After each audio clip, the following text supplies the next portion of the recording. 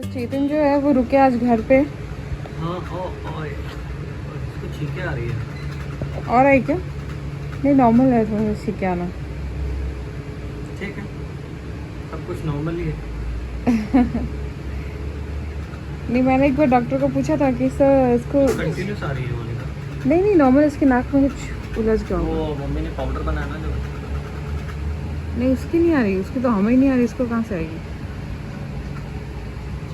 आप घर पे कैसे रुके हो? तो आज मैं घर पे रुका हूँ क्योंकि हमारे जो ये नन्हे शैतान शेर हैं, ये रात से इनको फीवर जैसा हो रहा है और उनकी टांगों में हो रहा है दर्द। क्या करें, करवाना तो ज़रूरी है ना। वैक्सीनेशन के बाद में उसको फीवर हो गया था। कोई नहीं, ही भी फाइन। थोड़ा सा बस केयर करने के लिए रुका हूँ कि मतलब कुछ ज़्यादा ना हो जाए, तो इसलिए मैं घर पे रुका हूँ। ओके। एंड ऑल्सो मोनिका भी बहुत फीवरिश फील कर रही थी क्योंकि कई दिनों से ये भी नहीं सोई है। तो मैंने कहा चलो it's better to stay home now and थोड़ा सा अपने गुग्गू के साथ खेलो। तो अब ये क्या है, अभी आपको देखने लगा, अब आपको ये मतलब कैसे आप इधर जाओगे तो आंखें इधर घुमाएगा, पहले नहीं कर रहा था। आजकल ये नजरें बांध लेता है आप पे, आप कहीं भी चले जाओ। मोनिका को तो एकदम आंखों की कोर तक छोड़ के आता है। ऐसे टकटकी बांध के रखता है पूरा ये आजकल सबसे। And I must say Krishna उन बच्चों में से जो इंजेक्शन लगते हैं तो रोते नहीं है, बहुत थोड़ा सा एक बस। नहीं, थोड़ा सा तो रहा था, बट उसके बाद फीवर भी तो हुआ था इसको, बहुत थोड़ा परेशान तो हुआ था। देखो हाँ, इंजेक्शन के टाइम कम रोते हैं, बट जब बाद में साइड इफेक्ट्स होते हैं ना, जो फीवर आना, बॉडी पेन करना और ये साइड में थोड़ा थोड़ा इसका दर्द हो रहा है जो छेड़ने से, तब ये रो रहा है, रह रह के रो रहा है। और वो भी बहुत ज़्यादा परेशान नहीं कर रहा, बट बच्चा परेशानी में था। और मैं और चेतन लेट तक वीडियोस देख रहे थे, क्या होता है क्या नहीं होता है। सबके वीडियोस न्यू पेरेंट्स होते हैं ना, वो रिलेट कर सकते हैं कि हम लोगों ने 1 घंटे 2 घंटे ये चीज़ अच्छी होगी। आजकल यूट्यूब पे सब कुछ अवेलेबल है, आपको इन्फॉर्मेशन। पहले का टाइम में सोच रहा हूँ जब बच्चों के लिए इतनी इन्फॉर्मेशन नहीं थी, यूट्यूब वगैरह प्लेटफॉर्म्स नहीं थे, तो पेरेंट्स कैसे देखते थे भाई सब कुछ। और वो देखो, मम्मी ने वहाँ पे ना झूले पे आई थी उस दिन, वहाँ पे एक ब्लैक कलर की प्लास्टिक बांधी थी, बोलती नहीं ये प्लास्टिक से बांध के रखो। ये मैंने इसका सेटअप कर रखा है कि कूलर के जस्ट सामने रहता है ना, तो यहाँ तक अगर इसका फेस रहता है तो उसके फेस पे डायरेक्ट हवा नहीं आती, क्योंकि डॉक्टर ने मुझे बोला था कि फ़ैन और कूलर, इनकी जो हवा होती है वो डायरेक्ट बच्चों के फेस पे नहीं लगनी चाहिए, उनसे उनको ब्रीदिंग में प्रॉब्लम होती है, मतलब वो थोड़ा अच्छा फील नहीं करता है। तो मैंने ये पूरा ऐसे सेट करके रखा है कि इसके सामने जस्ट कूलर चलता है तो वहाँ से उसको हवा लगती रहती है और फेस के सामने एकदम से थोड़ा कवर रहता है। Hi guys, welcome back. कैसे हो आप लोग? आई होप सब लोग बहुत अच्छे होंगे, बहुत ही मस्त होंगे। हम लोग भी ठीक है। 2 दिन से कृष्णा की तबीयत थोड़ी सी ख़राब थी क्योंकि उसका वैक्सीनेशन हुआ था, जैसे कि आपने लास्ट व्लॉग में देखा होगा। तो वैक्सीन लगने के बाद में उसको फीवर आया था। मैं थोड़ा स्ट्रेस में थी, थोड़ा ज़्यादा ही स्ट्रेस हो गया था क्योंकि ना फर्स्ट टाइम ऐसा हुआ था कि कृष्णा थोड़ा सा बीमार हुआ है। और मुझे ये चीज़ देख के मतलब मैं बीइंग अ मॉम, मेरे को ये लग रहा था कि यार मैं क्या करूँ। तो ये मुझे लगा आप लोगों के साथ मैं छोटा सा एक्सपीरियंस शेयर करती हूँ। हालांकि अगर मैं बोलने लग जाऊँ तो बहुत बड़ा हो जाएगा वीडियो, बट मैं ज़्यादा नहीं बोलूँगी। मैं सिर्फ इतना बताऊँगी कि कृष्णा को जो वैक्सीनेशन लगा था, उस टाइम पे वैक्सीन लगी थी, तब मैंने डॉक्टर को पूछा था कि सर इसको फीवर आएगा क्या, तो उन्होंने मना किया था कि नहीं आएगा 99% तक तो, बट 1% चांसेस होते हैं बच्चों में आ जाएगा क्योंकि हर बच्चा अलग होता है। तो मैंने कहा ठीक है। तो हम लोग घर आ गए, बट उन्होंने फॉर सेफ साइड पैरासीटामोल की सिरप मुझे दी थी बच्चे के लिए, 0.5 ml मुझे देनी थी। तो मैं घर आने के बाद में शाम को कृष्णा के पैर थोड़े से दर्द हो रहे थे, तो थोड़ा सा परेशान हो रहा था। फिर उसके बाद में उसको रात में 3 बजे के आसपास मुझे लगा कि थोड़ा सा उसको फीवर आ रहा है, बट वो सो गया था वापस। तो मुझे भी लगा कि ठीक है चलो नॉर्मल दर्द की वजह से थोड़ा हो रहा होगा। बट सुबह अगले दिन 7:30 बजे उसको बहुत तेज़ फीवर हो गया था। तो फिर मैंने उसको दवाई दी थी, पैरासीटामोल दी थी। अच्छा, मैं आपको बताऊं कि पैरासीटामोल जो मैंने फर्स्ट दिन जिस दिन वैक्सीन उसको लगी थी उस दिन ही उसको दी थी रात में, पर वो उसने वॉमिट कर दी थी क्योंकि मेरे देने का तरीका बहुत गलत था। डॉक्टर को मैंने फ़ोन किया तो उन्होंने मुझे सबसे पहले यही पूछा कि आपने कैसे दिया। मैंने कहा सर इसको थोड़ा सा लिटा के मैंने जो 0.5 ml है वो उसको दे दी थी। तो उन्होंने बोला कि एक साथ दे दी होगी और आपने लिटा के दिए तो उसको बच्चा वॉमिट करेगा ही। आपको कोई भी दवाई देनी है तो ऐसे बच्चों को सीधा लो और घूम घूम के एक एक ड्रॉप ऐसे ही जो पैरासीटामोल वगैरह दवाइयाँ होती हैं वो ऐसे दो ताकि बच्चा वॉमिट ना करे। तो फिर नेक्स्ट टाइम मैंने जो अगले दिन उसको वैसे दी तो वो परफेक्टली ले ली उसने आराम से। तो ये बहुत बड़ी टिप थी मेरे लिए, मुझे तो पता ही नहीं था। तो जो न्यू मॉम है उनके लिए है कि अगर आपको बच्चों को दवाई देनी तो बिल्कुल ऐसे दीजिए।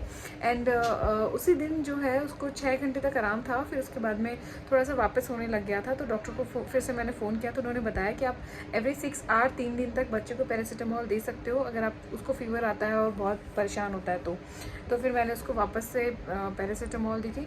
ऑल्दो मुझे डॉक्टर ने बताया था कि 99 डिग्री अगर टेम्परेचर रहता है बच्चे का तो वो नॉर्मल है, और अगर 100 प्लस हो जाता है और 100 होता है तब बच्चे को फीवर होता है। तो कृष्णा का एक टाइम तो 100 पॉइंट समथिंग था और एक बार 100 प्लस था, तो मैंने दोनों टाइम में उसको पैरासीटामोल दी और उससे थोड़ा सा नॉर्मल हो गया था। फिर रात में उसको एक बार वॉमिट भी हो गई थी। वो टाइम मेरे लिए मैं आपको बता नहीं सकती, क्योंकि जब उसको वॉमिट हुई थी ना, उसको फर्स्ट टाइम इतने जब से वो हुआ है 1.5 महीने में उसको फर्स्ट टाइम वॉमिट हुई और बहुत हुई थी, और मैं इतना डर गई थी ना कि मैं आपको बता नहीं सकती। बट डॉक्टर ने मुझे सबसे पहले यही बोला था कि सबसे ज़्यादा ज़रूरी है आपका रिलैक्स रहना। आप रिलैक्स रहोगे तो बच्चे को काम कर पाओगे और बच्चे को बच्चा रिलैक्स रहेगा। जब मॉम स्ट्रेस में रहेगी तो बच्चा भी स्ट्रेस में ही रहेगा। तो उन्होंने मुझे बताया था कि सबसे पहले अपने आप को रिलैक्स करो। नॉर्मल वैक्सीनेशन में बच्चों को फीवर आती है, हर बच्चा अलग होता है। 99% बच्चों को नहीं आती, 1% बच्चों को आती है, और अगर आती है तो उसके दवाइयाँ हैं, आप दवाई दो। और बच्चा 1-2 दिन परेशान होता है तो उसको रिलैक्स करने की कोशिश करो।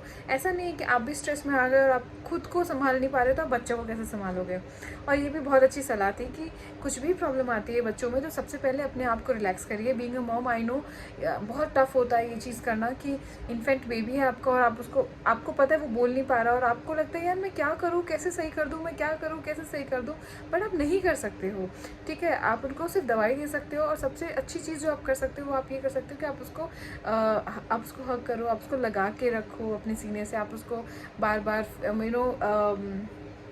रिलैक्स। जैसे आपका बच्चा जैसे कृष्णा है तो वो क्या गोदी में थोड़ा ऊपर रहता है, थोड़ा सा घूमती हूँ मैं, वॉक करती हूँ तो उसको अच्छा लगता है, तो मुझे पता है कि वो वैसे रिलैक्स रहता है तो मैं वैसे रिलैक्स करने की कोशिश करती हूँ। तो आपका बच्चा होगा तो आपको पता होगा कि कैसे रिलैक्स रहता है, तो उसको वैसे रिलैक्स करने की कोशिश करें। एंड कोई बात नहीं, वो भी टाइम था, निकल गया। आज कृष्णा टचवुड बेटर फील कर रहा है, नॉर्मल है।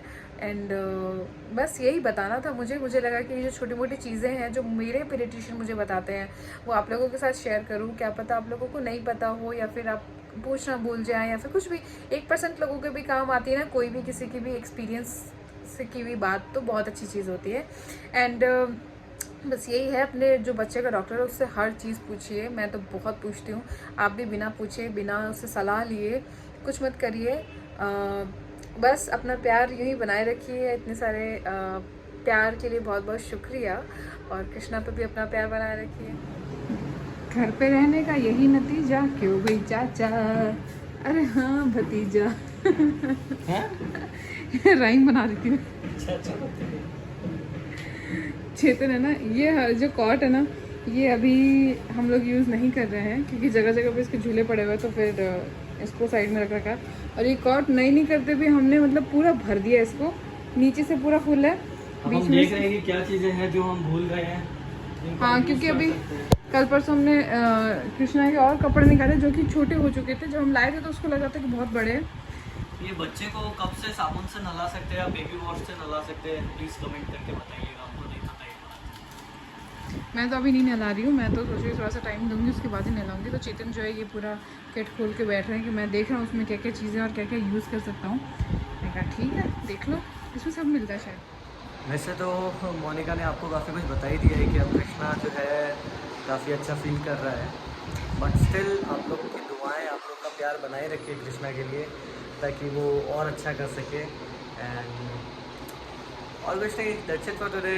और अगर आपको हमारा ये ब्लॉग अच्छा लगता है तो प्लीज़ इसको लाइक करिए, शेयर करिए और सब्सक्राइब कीजिए। अब भी काफ़ी लोग हैं जिन्होंने सब्सक्राइब नहीं कर रखा है, थोड़ा सी बिज़ी हो गए हैं। मैं भी जल्दी ऑफिस निकल जाता हूँ, मोनिका भी थोड़ी सी बिज़ी रहती है, तो ब्लॉग थोड़े कम में मतलब आ रहे हैं, एक दो दिन छोड़ के आ रहे हैं, डेली नहीं आ पा रहे हैं। बट बहुत जल्दी जैसे जैसे हम यूज़ टू हो जाएंगे कृष्णा के, तो वैसे वैसे व्लॉग्स और जल्दी जल्दी आने लगेंगे। तो बस आप उस अपना प्यार बनाए रखिए इस कठिन समय में हमारे साथ क्योंकि हम व्लॉग्स नहीं डाल पा रहे हैं और बच्चे को संभालने में थोड़ा टाइम रहते हैं, तो फिर भी आप पेशेंस रखते हैं इतना, तो उसके लिए बहुत बहुत थैंक यू। एंड इसी तरह प्यार बनाए रखिए बस अपना। Thank you so much.